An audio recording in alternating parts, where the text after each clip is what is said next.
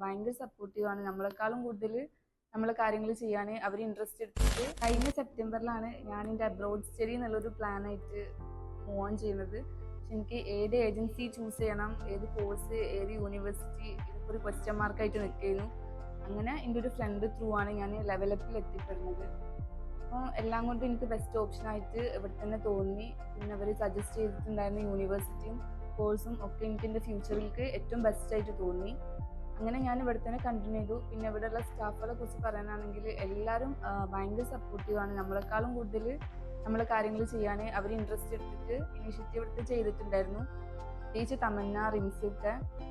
തമന്ന ആയിരുന്നു എൻ്റെ കാര്യത്തിൽ എന്നെക്കാളും കൂടുതൽ ശ്രദ്ധിച്ചിട്ടുണ്ടായിരുന്നതും ഓരോ കാര്യങ്ങളും അതിൻ്റെ സമയത്ത് തന്നെ ചെയ്തില്ലേ, റെഡിയാക്കിയില്ലേന്ന് ചോദിച്ചിട്ടുണ്ടായിരുന്നതൊക്കെ.